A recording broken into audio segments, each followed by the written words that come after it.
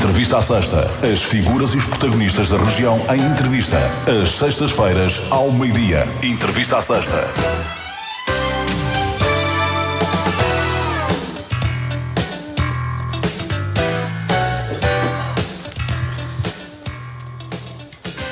Bom dia, estamos de regresso a mais uma entrevista à sexta. Passou de maioria relativa para uma maioria absoluta que constituiu apenas o maior resultado do PS no distrito de Setúbal nas últimas autárquicas. Falo, claro está, de Frederico Rosa, presidente da Câmara Municipal do Barreiro, que vai no seu segundo mandato à frente da edilidade e que é o nosso convidado da entrevista à sexta de hoje. Bom dia, Frederico Rosa, seja bem-vindo. Bom dia, Mário. E sem perdermos mais tempo, vamos começar pelo tema que tem aquecido a atualidade barreirense nos últimos tempos. A Assembleia Municipal de terça-feira, penso eu, mudou alguma coisa relativamente àquele que é o entendimento da Câmara do Barreiro e o entendimento do movimento pró-ponte Barreiro-Chelas, no que diz respeito à declaração de caducidade de parte da reserva dos solos que se diz estar no corredor da terceira travessia sobre o Tejo. Bom dia a todos os que nos estão a ouvir. Estava a ouvir a explicar quase a dificuldade de explicar tudo o que é a mesma dificuldade que cria aqui às vezes de percepção para quem nos ouve. Não mudou nada porque não havia nada para mudar. Vamos lá ver uma coisa. Eu tentando balizar ao máximo o que a Câmara Municipal do Barreiro fez e está a fazer do âmbito do quadro legal que lhe compete e que não pode obviamente nunca abandonar. O Barreiro tem um plano diretor municipal que eu às vezes costumo dizer que é a coisa mais importante que as pessoas não sabem, que é aquilo que é ao fim e ao cabo o documento estratégico de cada cidade, muito desatualizado. É de 94. E em 94 criou-se um traçado para uma futura ponte. Aliás, em 94 ainda não tínhamos sequer a ponte de Montijo, Vaz da Gama. Criou-se ali um traçado. Dos grandes objetivos, quando entrei como Presidente da Câmara no final de outubro de 2017, era realmente atualizar o PDM, coisa que atualmente, posso dizer, já temos o parecer favorável condicionado, que é já um grande, de todas as entidades, é já um avanço muito grande. De todas as entidades e da Comissão de Acompanhamento, que agora com este parecer se extingue e agora vamos entidade a entidade afinar aquelas pequenas coisas que ainda faltam afinar. E o que nós fizemos agora foi adequar aquele traçado que estava de 94 para o traçado que foi estudado em 2008 e que de resto teve declaração de impacto ambiental positivo em 2008. Então não faz sentido ter dois traçados no território porque estes traçados implicam constrangimentos no território. Desde logo não se podem desenvolver, têm que ficar expectantes. Há uma série de constrangimentos que no traçado da ponte que está previsto e estudado, nós não abrimos mão, obviamente, porque não há nada que nós queiramos mais do que a terceira travessia, porque é um projeto nacional, aliás, é um projeto que agora tem outra vez ganho alguma tração para se falar nele, porque é fundamental para o transporte ferroviário, para o TGV e para a ligação do país. Não abrimos mão dele. Mas, obviamente, o que vamos defender com unhas e dentes não só é a sua execução, mas começando logo pelo traçado estudado. E os constrangimentos que nós levantamos são aqueles constrangimentos que vinham ainda de 94, que não estão completamente desadequados. Este processo todo, eu diria que as pessoas também não se deixaram enganar. E eu digo isto... Mas quem é que levantou os constrangimentos? Foi o movimento cívico pró-ponte? Quem levantou os constrangimentos foi a Câmara.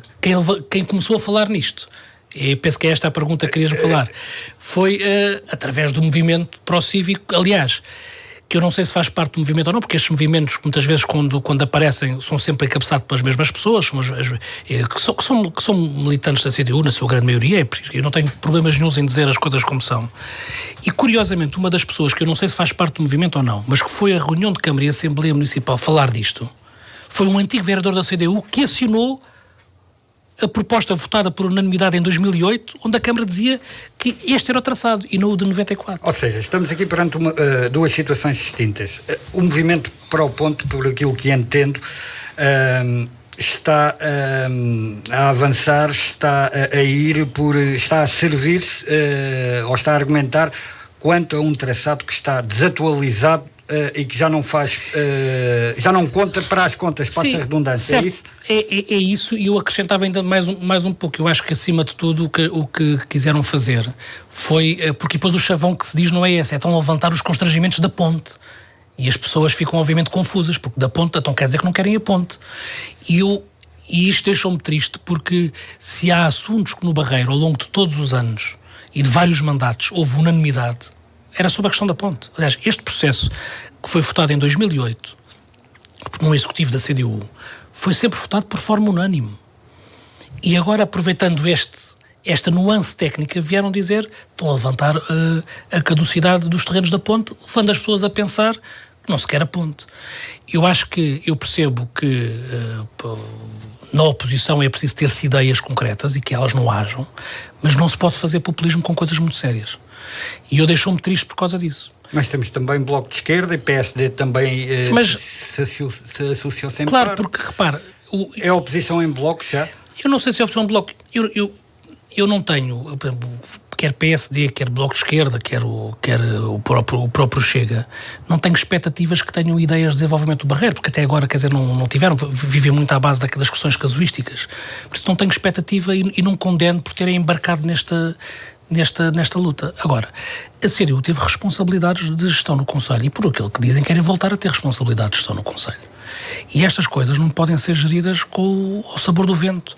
Têm que ser geridas com responsabilidade e com aquilo que nós sabemos que é o melhor do país. Eu não deixo de continuar este processo, que em 2008 eu certamente não estava sequer no mundo da política, mas é um processo que foi votado por unanimidade na altura, uma opção que foi defendida por unanimidade, porque é uma opção para o Barreiro. E eu agora só tenho que dar continuidade e defender esta opção que foi tomada por executivos anteriores ao meu, mas que ao fim e ao cabo todos representamos o Barreiro e o município do Barreiro. Uma das acusações que é feita, uma das críticas, melhor dizendo, é que não aguarda pela revisão do Plano Regional de Ordenamento do Território da Área Metropolitana de Lisboa, ou PROT-AML. Porquê? Não, porque as questões se colocam sempre planos diferentes. Repara, o próprio traçado que está estabilizado, e na nossa proposta de PDM, agora às entidades, está perfeitamente traçado. As entidades são claras. Primeiro, a ponte, eu diria quase com pena, não é decidida pelo município que vai fazer uma terceira travessia, é um projeto nacional. Por isso, e as entidades têm sempre o cuidado de dizer que o facto de estar representado o traçado não significa que vai ser executado. A gente sabe disto. Mas é uma forma também de politicamente nós dizermos, não, isto é o traçado, nós não abrimos mão desta ligação, porque sabemos que é um projeto do país, mas com um impacto muito grande a nível local. E o local muitas vezes não é só no Barreiro, nesta região toda, Barreiro, Moita, tem um impacto muito grande. Todos estes projetos que são, ao fim e ao cabo, e processos que são estratégicos, os PDMs dos municípios, este chavão que as pessoas e as palavrões que as pessoas ouvem, que é o PROT, que é o Plano Regional de Ordenamento do Território, para toda esta zona, obviamente que eles têm que estar sempre alinhados. E vão estar sempre alinhados, porque as entidades que acabam por opinar são sempre as mesmas. Agora, não podemos nunca sair do quadro legal da nossa atuação. E houve aqui, assim, um pedido de caducidade daquele traçado que está desatualizado, e nós temos que fazer aquilo que a lei prevê. Obviamente para o espaço que está de 94, eu acho que assim as pessoas, para o espaço que estava de 94, o que está estudado com declaração de impacto ambiental positiva está vertido no novo PDM. Aliás, no antigo PDM este espaço não lá estava. Porquê? Porque ainda era antes de estar estudado. Agora vai passar numa parte sim. Numa parte ainda significativa são corredores diferentes. Porque qual era a diferença? No anterior era uma intenção. E agora é um processo que já está estudado. E a gente sabe que nestes processos, quando já está estudado, não é fácil mudar às vezes aquilo que nos parece só um bocadinho, só mudar um bocadinho para a direita, ou mudar um bocadinho para a esquerda, só é muito difícil. São processos muito técnicos, muito trabalhosos. E então o que nós vamos fazer, e eu diria que era o expectável, e que vem na linha daquilo que a Câmara sempre defendeu desde 2008, desde que este processo foi estudado, é transpor para o novo Plano Diretor Municipal o traçado estudado daquilo que a gente quer que venha a ser a terceira travessia do Tejo, Barreiros-Chelas, que é um projeto nacional, mas com um impacto tremendo em toda esta região, não só do Barreiro, Seixal, Barreiro, Moita, porque as ligações com a margem norte, e nós sabendo que a margem sul está a receber cada vez mais população, é fundamental para o desenvolvimento, para a circulação de pessoas e mercadorias. E depois, obviamente, com a ligação daquilo que a gente quer que seja o TGV. Eu acho que no país todos nós, é um processo que todos nós percebemos que é fundamental, com estas ligações, com esta tipologia de mobilidade, que vai ter um fator de crescimento extraordinário para toda a região e para o próprio país. O que está aqui a dizer é que houve a criação de entre aspas, fediver para haver um aproveitamento político ao partidário. Acho que sim. Acho que é isso, e com muita pena minha sobre este tema. Porque às vezes há questões, por exemplo, a CDU, numa das últimas Assembleias Municipais, disse que é contra a CDU do Barreiro. Estou-te a dizer isto porque sei que noutros sítios a opinião é diferente. Que é contra que o município construa centros de saúde. Porque como sei que sabes, mas se calhar o nosso auditório, algumas pessoas não sabem, houve dentro do PRR verbas para que os municípios se candidatassem para construir centros de saúde e com isso atraírem mais médicos de família e melhores condições. A CDU considera que a responsabilidade é sempre da tutela, não passa do município. E assumiu, a dizer que no Barreiro somos contra que o município faça centros de saúde. A gente sabe que noutros municípios onde são poder, também eles concorreram para poder fazer. Mas depois põem placares a dizer nunca mais constrói o centro de saúde. A gente sabe que construir um centro de saúde demora mais tempo do que fazer um placar. Mas estes fediveres, estes contraditórios, eu acho que são normais. Quer dizer, já estamos habituados ao jogo político. Esta temática surpreendeu-me que fossem buscar esta temática. Surpreendeu-me. E deixou-me triste, não enquanto Presidente de Câmara, ainda enquanto barreirense, ver que alguém pela primeira vez rompeu esta unanimidade. E eles, como líderes da oposição querem ser, obviamente que arrastaram o resto da oposição que viram aqui, se calhar por falta até de algum conhecimento do que é que se estava a falar, um nicho para poder fazer oposição, e que é legítimo pensarem desta forma, mas quem tinha responsabilidades, quem passou tantos anos pelo poder e que conhece, e que votou, propôs e votou coisas deste processo, merecia-se, se calhar, esperava-se mais responsabilidade sobre esta matéria. De resto, não é de realçar que pela primeira vez, desde que eu sou Presidente, vamos técnicos para fazer uma apresentação na Assembleia Municipal. Nesta terça-feira. E houve um partido que era contra que eles pudessem ir apresentar. Não sei se queres que eu te diga, fosse surpresa. Mas eu digo que as letras todas também são só 3. Foi a CDU. E é engraçado como aquilo que podia ser fator de esclarecimento, eles não queriam que fosse. E aí, curiosamente, o resto da oposição foi mais responsável. Porque percebeu que, sim senhora, e deu um sinal positivo a dizer, não, nós queremos que vão lá os técnicos, obviamente enquadrados, não podem fazer apreciações políticas, porque são técnicos, não são políticos, como é óbvio, têm que fazer uma análise técnica, foi o que fizeram. Técnicos de resto, que é engraçado, que também em 2008 trabalharam neste processo. Porque os técnicos e os trabalhadores das autarquias são, acima de tudo, trabalhadores das autarquias e ao serviço das populações e da cidade. E muitos deles, nomeadamente os dois que foram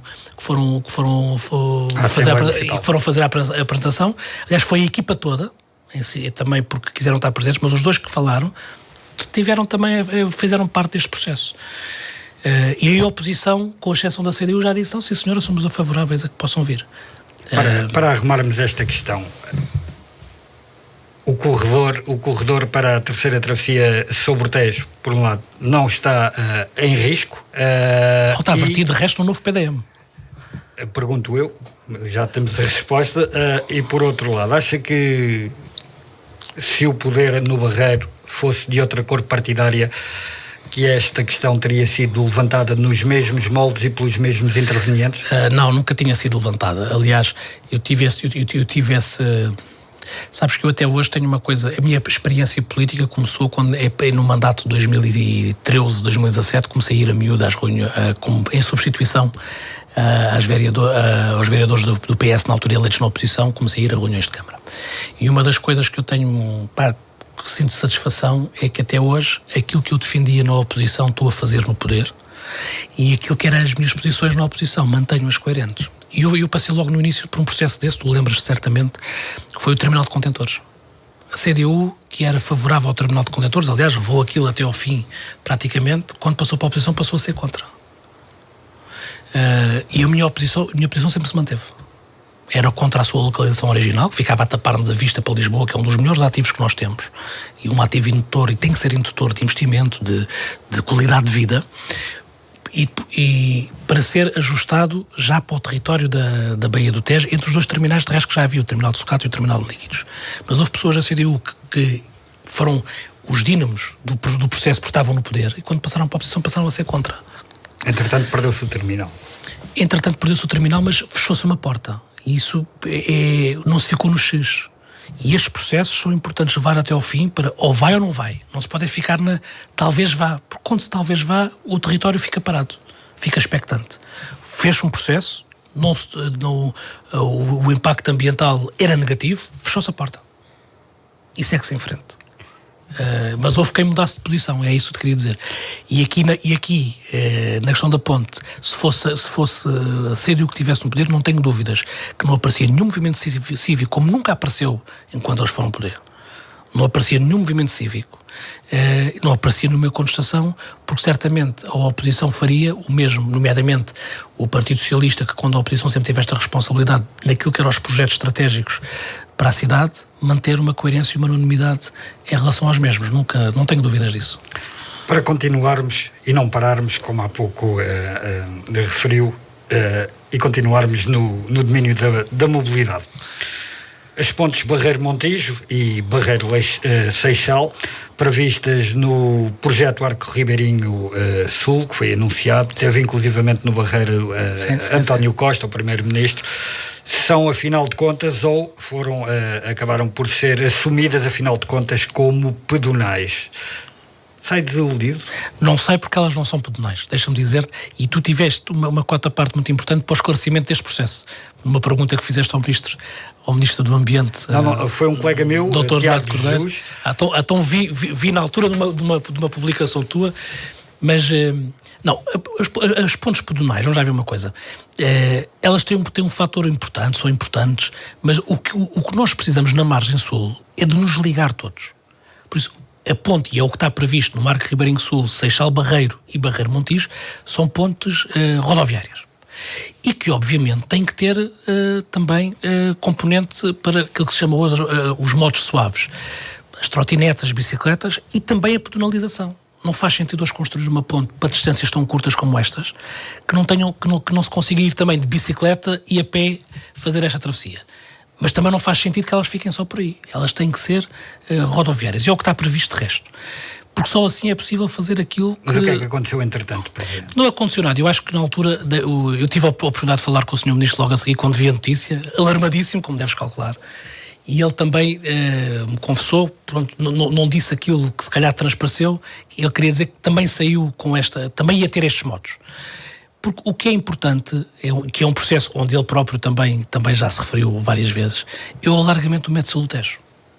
E o método sul do Tejo, para vir do Seixal para cá, Seixal, para passar para o Barreiro, Moita, Montijo, Alcochete, possivelmente, que também é uma das coisas que tem sido falado sempre, já não no carril, mas sim naquilo que se chama que é o BRT, que são autocarros maiores de faixa dedicada.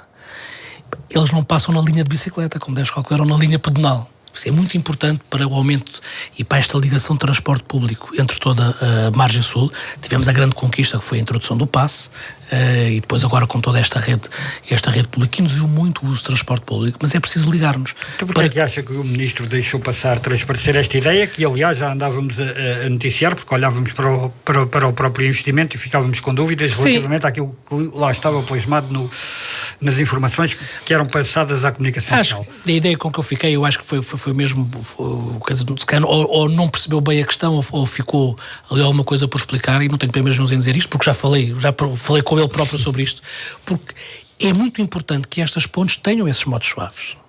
E o Ministro do Ambiente, obviamente, não só, mas o Ministro do Ambiente é um grande defensor desses modos suaves. Vamos ter duas pontes rodoviárias, Barreiro-Montijo e Barreiro-Seixal. Eu espero que sim, se dependesse de mim, começávamos já hoje. A boa notícia qual é? É que pela primeira vez, com o projeto do Arco Ribeirinho Sul, há, no quadro plurianual de investimentos, há verbas para se avançar com os projetos. Não há obra se não houver projetos. E aquilo que eu espero é que num espaço muito curto, eu diria que ainda este ano se possa começar até ao final do ano a lançar os primeiros procedimentos para se fazer projetos porque senão estamos sempre a falar em algo que não é tangibilizado. E agora há no Arco Ribeirinho Sul, no âmbito do processo que foi decidido em resolução do Conselho de Ministros, verbas, não só para a descontaminação de solos, que era um problema muito grande, mas também para se avançar com os projetos para as duas pontes. Eu estou convencido que é, não queria dizer que é desta, porque parece mal. Eu acho que é uma necessidade imperiosa, porque nós para irmos do Barreiro à Almada não pode ser mais rápido apanhar o barco para Lisboa, ir a pé até ao Caixo de Sodré e voltar outra vez para Almada. Temos que ter uma ligação rápida. Temos que nos ligar de forma muito acessível, muito rápida, para criarmos massa crítica e para criarmos um território que possa atuar como um. Aliás, no seguimento daquilo que também foi o reconhecimento, quando foi criada agora, quando resolvida a célebre questão das NUTs, infelizmente só para o próximo quadro comunitário, mas é perceber que este território tem força e tem que atuar como um. E esquecer muitas vezes aquelas questões muito locais. Há pouco estávamos a começar a conversa por estas questões muito locais da política local. E não nos esquecermos que a gente temos que ter um pensamento estratégico e um olhar estratégico sobre toda a região, porque nós podemos concorrer uns com os outros, mas temos que cooperar todos para o bem comum. Para ganhar escala. Para ganhar escala, claro, para ganhar massa crítica, essa é a expressão corretíssima. E estes projetos possibilitam-nos isso. Por isso, da minha parte, eu acho que da parte de qualquer pessoa, de qualquer território, não há aqui nenhum Presidente de Câmara que te vai dizer o contrário, porque todos temos essa percepção que é preciso esta escala e este projeto pode ter essa consequência.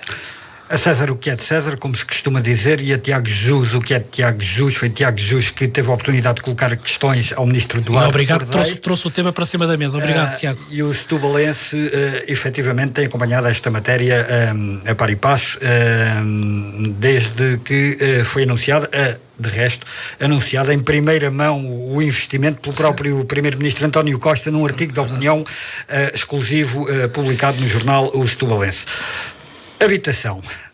Tendo em conta a estratégia local de habitação e os apoios proporcionados pelo Plano de Recuperação e Resiliência, qual o volume de concretização que espera alcançar no Barreiro face àquele inicialmente previsto? Isto porque há muitas autarquias que falam de dificuldades de concretização, prazos, concursos, empreiteiros e falta de mão de obra. Não é um processo fácil, Mas há uma coisa que é importante. O PRR abriu-nos aqui a possibilidade de, se calhar, ter-se aqui um investimento como há muitos anos não havia na questão da habitação.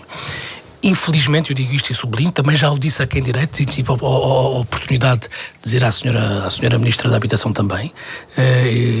Eu sei que às vezes são condicionantes que vêm de Bruxelas e não vêm do país, mas tive a oportunidade de lhe dizer a ela que o PRR, que ao fim e ao cabo possibilita que os municípios construam ou adquiram a 100% estes imóveis, estavam apenas vocacionados e continuam a estar vocacionados apenas para a habitação social, para o primeiro direito, que muitas vezes, e eles deviam também estar a ser equacionados para o arrendamento acessível, que não estão.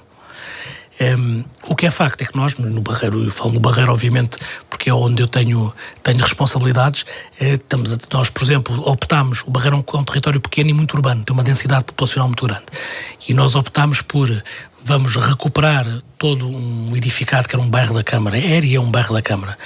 Quem é do Barreiro e está a ouvir, é ali na Santinha, no bairro Alves Redol, e a gente consegue se situar perfeitamente, que são cerca de 90 e qualquer coisa, casas, 94, penso eu, que vão ser todas reabilitadas. Aliás, um processo que já está na habilitação da habilitação do vencedor de concurso público para poder-se assinar o contrato. O primeiro direito não tem que passar pelo Tribunal de Contas, pelo menos é menos esses meses que a gente que poupamos no processo administrativo, que são duros, como estavas a dizer e bem. Mas também temos optado, exatamente porque temos uma grande densidade populacional, em comprar imóveis que estavam devolutos. E hoje em dia o que é facto é que nós já conseguimos comprar, entre os que efetivamente compramos e os que temos já a escritura marcada, já vamos em 30. 30, se pensarmos isto do ponto de vista de um prédio, já dava ali uma coisa muito já expressiva. Mas é um processo que nós temos uma necessidade muito grande. Aliás, não só o país tem, como foi de facto reconhecido, e que era importante, os processos já estão agilizados, é importante se agilizasse mais, mas quando acabar o PRR há uma coisa que eu não tenho dúvidas que vai ficar dentro de todos nós, é que é um processo que não pode parar. A questão da habitação não pode ser só agora, porque temos PRR que ajuda de sobremaneira. Aliás, vamos ser claros, sem o PRR jamais conseguia-se os municípios fazer os investimentos que estão a fazer na habitação. Mas não pode parar, porque a habitação é mesmo um problema gravíssimo.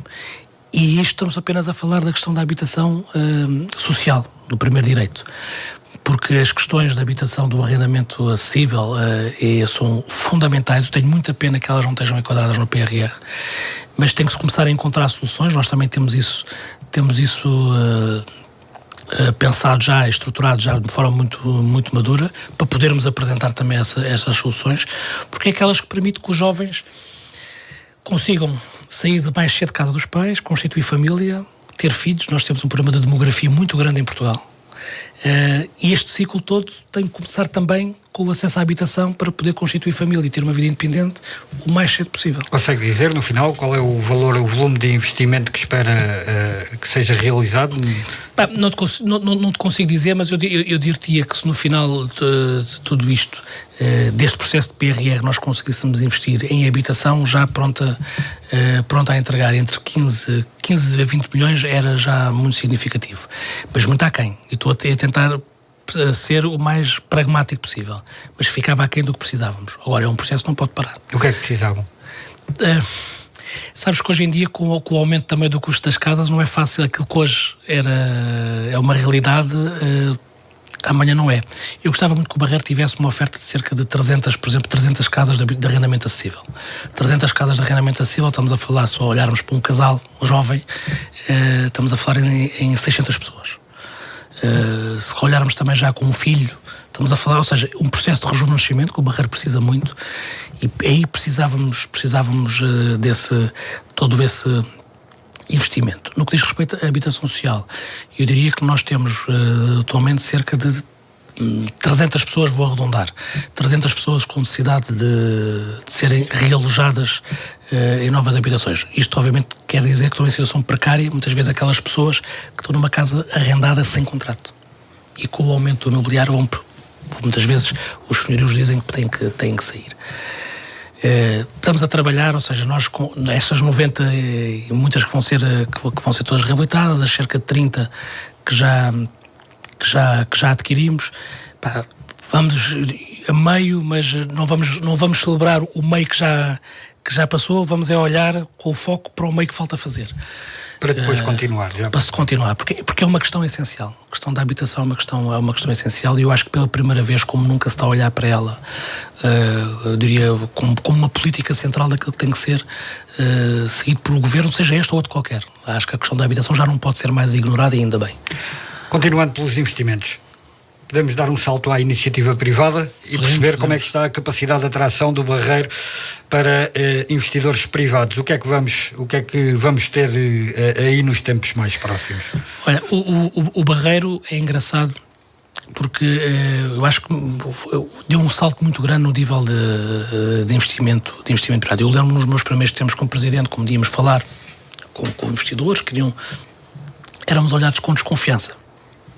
E o Barreiro, vamos ser honestos, não era o primeiro sítio que olhavam para poder fazer o investimento de forma genérica. Hoje já começamos a sentir o contrário. Desde logo porque criámos um regulamento de incentivo ao investimento e à criação de postos de trabalho, que ao fim e ao cabo acaba por agilizar muito o trazer empresas para cá, mas também conseguimos, e é uma coisa que, por exemplo, eu tenho muito... tenho orgulho, ia dizer outra palavra, mas acho que orgulho é a mesma palavra certa, que é, por exemplo, vamos voltar, já fiz a escritura há cerca de 15 dias e já nos apresentaram os projetos para agora os poder submeter, a CUF novamente no Barreiro. Não é pela questão da CUF Saúde vir, é pela questão simbólica de voltar a investir no Barreiro. Que me deixa satisfeito. O Barreiro, ao fim e ao cabo, na CUF Saúde, foi o precursor com o posto médico da CUF, na altura virado para os trabalhadores, que depois esteve ali na zona de Alcântara, aí sim, depois a primeira posto para o público. Mas o Barreiro faz uma das páginas da história nacional. O embrião foi ali o posto médico da CUF. E eu diria que é quase um reencontro também aqui assim com a história. Mas nós sentimos, quer no âmbito imobiliário, quer no âmbito de criação de investimento empresarial com criação de pós-trabalho, que hoje somos atrativos e o Barreiro, eu gosto de dizer, e também não se conseguia dizer-te outra coisa, porque como tu sabes, eu adoro a minha terra, mas o Barreiro está na moda. E eu hei de sempre dizer isto. E porquê está na moda? Porque sabes que eu acho que uma das coisas que fala-se muito no Barreiro, e eu nunca gostei é falar-se no potencial. O potencial é aquilo que tu nunca concretizas. Está sempre lá, não é? Mas tu nunca concretizas.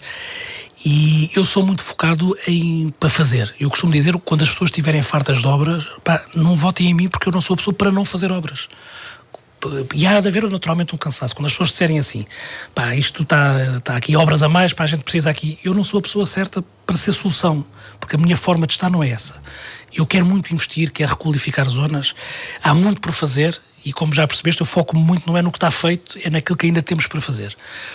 E eu acho que as pessoas começaram a sentir isto. Aquela zona do Polis, ali de frente do Rio Coina, que estava parada, era um baldio, hoje está toda arranjada, com quiosques onde as pessoas passam lá a ver o pôr do sol, e atrás com o investimento imobiliário que nasceu por teres aquela zona toda arranjada. Depois tudo isto contamina investimento. E eu acho que tudo isso ajuda a ser falado. Não é? Portanto, está na moda devido à dinâmica criada, é isso? Acho que sim também. E depois, por exemplo, daqui a nada, nós estamos já, sei que tens aqui a revista, as pessoas lá em casa não veem, mas as festas do Barreiro, que era os meus avós eram ali do Barreiro Velho, e as festas do Barreiro eram quase vistas como as pessoas não era o que era. Portanto, hoje as festas do Barreiro traem gente de todo o lado. Já lá iremos. Recriou-se a procissão marítima, que são questões de orgulho. E não há nada melhor do que a gente ter orgulho local. Já lá iremos às festas. Antes disso, e até porque falava em obras e apontou o caso da CUF, da CUF Saúde. À data de hoje, o que é que o Presidente da Câmara pensa em termos de concretização das obras dos centros de saúde do Alto do Seixalinho, Fidalguinhos e essa de Queiroz? Olha, boa questão, e é engraçado ver como há um investimento privado, mas há também um grande investimento público. Nós propusemos, já no âmbito do processo de descentralização da saúde, em ter, já tínhamos uma verba do PRR para o Centro de Saúde, para a nova USF, Unidade de Saúde Familiar, do Alto Seixalinho, aliás, que está neste momento já com o processo entregue no Tribunal de Contas, o que quer dizer que agora, aquele período normal, o Tribunal de Contas faz-nos questões sobre o processo para depois dar o visto, para podermos arrancar. Eu acho que é uma obra que vai arrancar no segundo semestre ainda deste ano, já com máquinas no terreno a construir. O processo... A partir de setembro. Sim, eu diria que até ao final do ano estamos convencidos que vamos ter já a obra a iniciar. O processo da ESA de Queiroz é um processo que é uma remodelação integral do centro, que eu também estou convencido que estamos em condições, se calhar um pouco mais tarde do ano, mas ainda este ano, que é isso que vamos correr, tentar ter já o processo administrativo todo completo para arrancar as obras. Nos Fidalguinhos estamos a concorrer agora ao PRR, ele também já está com verba alocada. O concurso do PRR formalmente acaba no final de agosto, depois temos que esperar pelo final do concurso e por receber o título a dizer que foi formalmente atribuído, porque só esse título é que nos permite lançar os projetos e lançar a obra. Eu diria que entre os três nós vamos ter 2 novos, Alto Seixalinho e Fidalguinhos, um completamente recuperado, que é o da ESA de Queiroz, e um que é fruto da sinergia criada pelos 2 novos, que é o Centro de Saúde da Quinta da Lomba, que está completamente a abarrotar sem condições nenhumas. O facto de haver 2 centros de saúde novos vai retirar muita gente que não tem médico de família do Centro de Saúde da Quinta da Lomba, porque passam a ter médicos de família em regime de proximidade. Mas a questão é ter médicos de família. As novas USFs têm sido, não quero fazer futurologia com estas, mas as novas USFs, até pela forma conseguem ter um vencimento maior aos médicos, têm sido fundamentais para atrair novos médicos. Proporcionam outras condições. E também para a Quinta da Lomba, também conseguimos no PRR uma verba de cerca de 600 mil euros para a remodelação de telhados, janelas, ao fim e ao cabo de qualidade do edifício, que com este desanuviamento de utentes e melhores condições também vai passar a fornecer um melhor serviço. Por isso acho que vai ser um nicho. A saúde é um dos pilares da qualidade de vida das pessoas. Neste mandato a saúde vai estar revolucionada no Concelho do Barreiro, é isso? Também vai estar revolucionada. Eu digo também porque vai haver outras áreas que também eu acho que vão ter uma revolução muito grande. Como, por exemplo? Olha, como o Centro do Barreiro. O Centro do Barreiro, que geograficamente não é o Centro do Barreiro, é a zona mais a norte do concelho, de frente para Lisboa. Nós estamos neste momento em obras com o antigo armazém de vivos da CP, que vai ser uma zona dispositiva e com também um anfiteatro. Estamos a remodelar, isto é uma notícia para quem é do Barreiro ficar satisfeito, e quem não é, ir lá. estamos também já num processo que já se é arrastado a reformular a nossa oferta no mercado municipal, que vai passar a ter também o mercado municipal 1º de maio, no centro do Barreiro. Restauração, e vai poder estar aberto a partir, penso que até ao final de setembro, de terça à quinta até às 10 da noite, e depois sexta e sábado até à meia-noite, com restauração. Temos também todo o projeto do Barreiro Velho, que vai começar na rua Miguel Bombarda, é a rua onde está a Câmara Municipal, uma rua que sempre teve muito comércio, vai ser toda reformulada. E depois temos a boa notícia, que há pouco dizia-te ali em off, com a excitação do momento, que soubemos ontem que vamos receber. Fomos contemplados no PRR, no programa Bairros Digitais do Ministério da Economia. Uma candidatura feita pelo Uma candidatura feita. Só há 2 municípios no distrito de Setúbal que viram já a candidatura aprovada, que é o município de Setúbal e o do Barreiro. Nós vamos ter 1.100.000 euros para modernização tecnológica de toda a zona do centro. Ou seja, todo aquele comércio de rua que antigamente as pessoas falavam que iam à rua, às compras, naquela zona do centro do Barreiro, para além do investimento que se está a fazer no mercado, do investimento que se vai fazer na rua Miguel Bombarda, que depois vai passar também para o Barreiro Velho. Na reabilitação de património, como por exemplo o Armazém de Vivos, vamos também criar ali assim, aliás chama-se Bairros Digitais porque ele é direcionado ao pequeno comércio, vai afetar quase 450 estabelecimentos no centro do Barreiro, com uma série de sinalética, MUPIs interativos, ou seja, muito vocacionado para a parte digital e de informação, que eu acho que vai dar ali um boost também muito grande àquela zona, e também vai reformular completamente ali o que é o comércio hoje. A isso junta-se o facto do Fórum Barreiro ter uma nova gestão, que também estamos com alguma expectativa de saber o que é que vão lá fazer, porque já nos disseram a intenção e a vontade de investir ali no centro. Agora é a expectativa de ver concretizado. E além disso, o Barreiro foi também palco, já agora que entramos no campo das confissões em off, por aquilo que também tivemos a oportunidade das impressões que tivemos a oportunidade de trocar ainda antes de entrarmos para dentro do estúdio.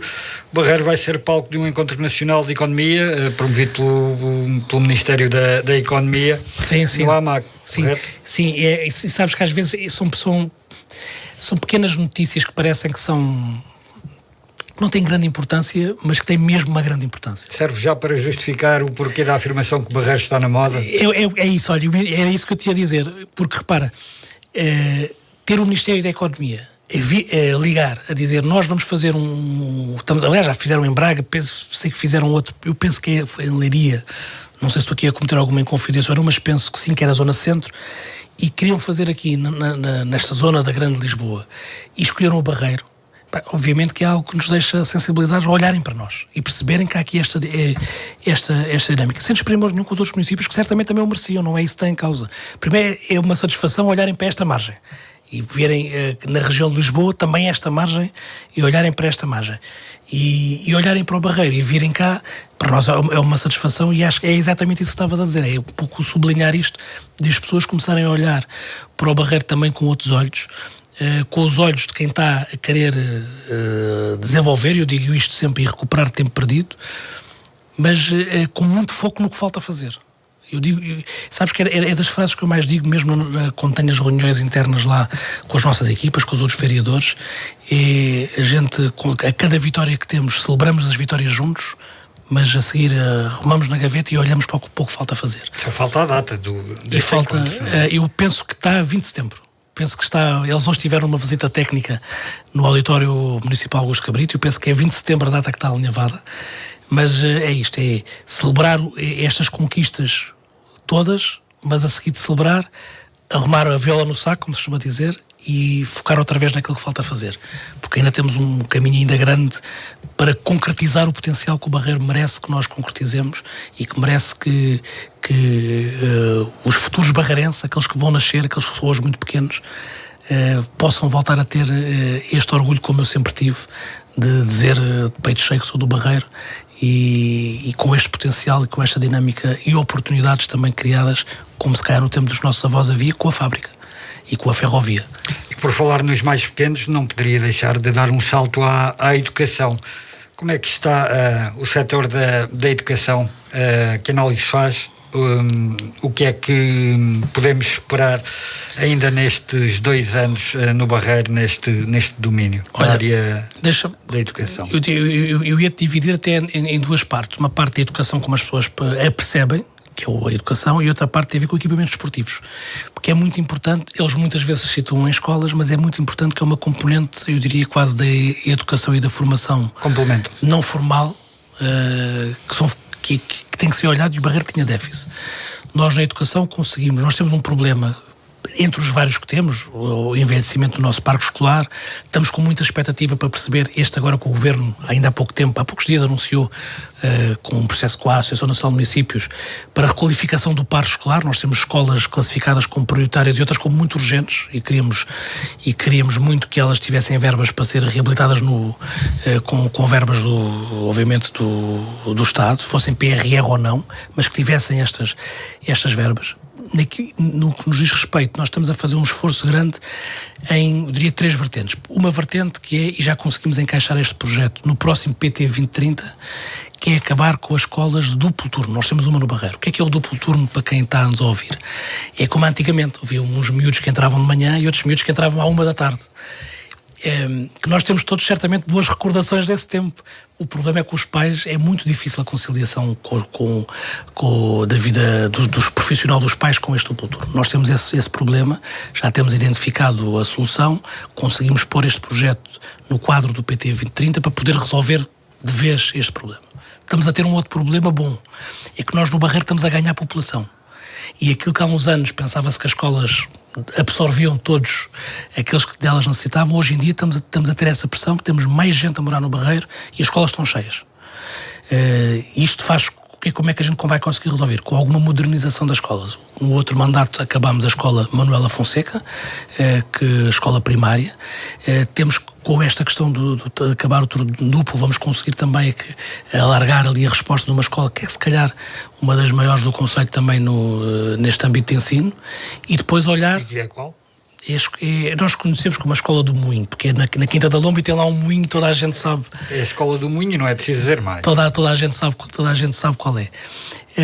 E depois conseguir dar o salto com estas verbas que têm que vir a nível do Governo, ao PRR, para a requalificação das nossas secundárias. Secundárias e, nomeadamente, a Escola Álvaro Velho, que não sendo secundária, era uma escola... Álvaro Velho, que não sendo uma escola secundária, era uma escola que ficou sempre... como a ponte passava lá por cima. Nunca se investiu naquela escola.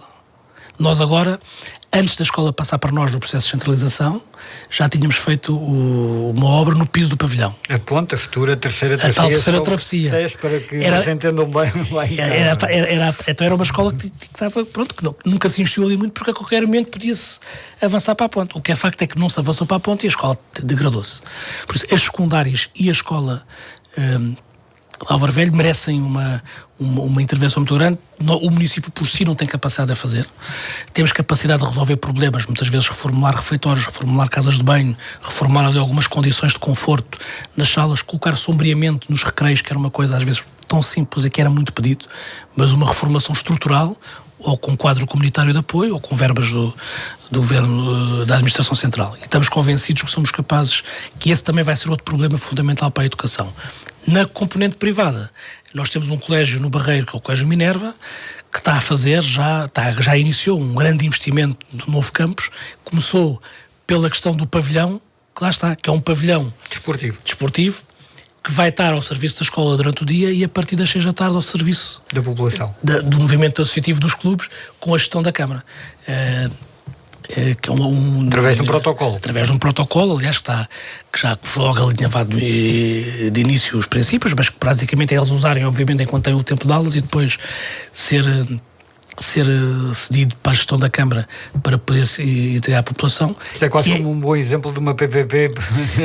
Sim, eu acho que é importante criar respostas, porque eu gostava muito de estar-te aqui a dizer que a Câmara do Barreiro era uma Câmara com muito dinheiro e que não sabíamos o que é que havíamos de fazer ao dinheiro e podíamos fazer as coisas. Não é. É uma Câmara onde, tal como a cidade em si, tal como os barreirenses, vive do seu orçamento em orçamento e tem que tomar as suas opções, sabendo que não pode ir a tudo. Por isso estas conjugações, muitas vezes, do investimento privado para trazer sinergia para o público, o investimento público a trazer sinergia e valorização do investimento privado, tem que ser um ciclo virtuoso e uma roda que tem que se pôr em movimento. E eu acho que hoje de simbiose. Tem que ser. E eu acho que hoje as pessoas já notam que esta simbiose está a resultar. E isso também atrai mais gente para fazer parte dela. Isto é um caso, sim, é um caso também que eu acho que temos outros, mas este acho que é um caso que ilustra bem isso. Um investimento privado que vai criar melhores condições para a sua escola e que depois vai também acabar por servir a população, e nomeadamente o desporto, que no Barreiro é uma imagem de marca, não é?